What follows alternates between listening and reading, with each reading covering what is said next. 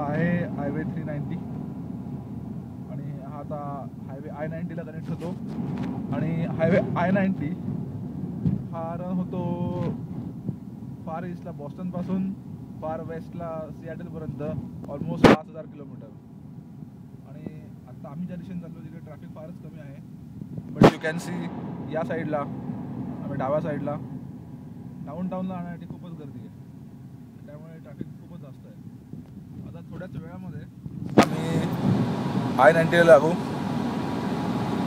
तोपर्यंत जरा रस्ता बघा. इकडे लेफ्ट साईडला एक मोठा आमच्यापेक्षा मोठी गाडी आहे, SUV आहे. तर ह्याला इथे ट्रक म्हणतात. तर तो ट्रक चालला आहे आणि आमचा स्पीडही खूपच जास्त आहे, पण तरी तो आम्हाला ओव्हरटेक करतो आहे. आणि आता आम्ही हा I-90 आता हा 390 सोडणार आणि आम्ही I-90 लागू. तर आता यापुढे मी जे दाखवेन त्याला म्हणतात एक्झिट. तर इथे प्रत्येक हायवेला एक्झिट्स असतात आणि हे आहे I-90साठी एंट्रीसाठी केलेलं एक्झिट. तर इथून आम्ही यापुढे जाऊ ते टोल बूथला जाऊ आणि आता हे एक्झिट घेतलं की आपण टोल बूथला पोचतो आणि मग आपण मेन रोडला लागतो. तर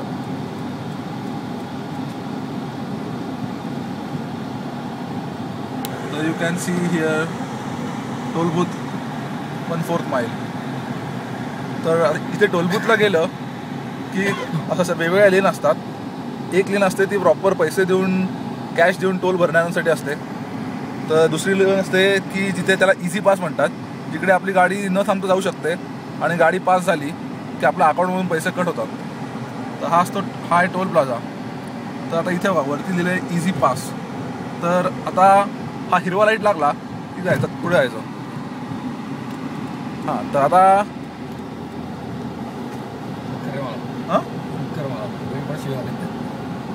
काय का हो आता हा राईटला जो जातो तो रस्ता नायगारा फॉल्स आणि कॅनडाला जातो. I-90 वेस्ट बाउंड आणि आता आम्ही ईस्ट बाउंडला चाललो आहे. तर ह्याला म्हणतात रॅम्प. तर बेसिकली रॅम्पचा उपयोग असतो की जेव्हा आपण मेन हायवेला लागतो तेव्हा गाडीची स्पीड पकडावा, त्यासाठी रॅम्पचा उपयोग असतो. आणि हा रॅम्प पण बराच मोठा असतो की जेणेकरून आपल्या गाडीचा स्पीड वाढवू शकतो. पण हा रॅम्प फारच वळणदार आहे, त्यामुळे इथून स्पीड वाढवणं खूप अवघड आहे. पण पुढे गेल्यावरच इथमध्ये स्पीड वाढवेलच. आणि आता हा आहे I-90 ईस्ट बाउंड. हा बॉस्टनला जाऊन संपतो आणि आमचं ऑफिस ऑन द वेच आहे. हा वरून एक मोठा ट्रक चालला आहे. आणि आता हा रॅम्प संपल्यानंतर आम्ही मेन हायवेला लागलो आहे. तर ॲक्च्युली I-90चा काही मोठा पार्ट आहे तो मी पुढे गेल्यावर शूट करीनच, जो नेक्स्ट व्हिडिओमध्ये मिळेल. हा चिन्मय हा ड्राईव्ह करतो इकडे गाडी आणि मी तो शूट करतो आहे.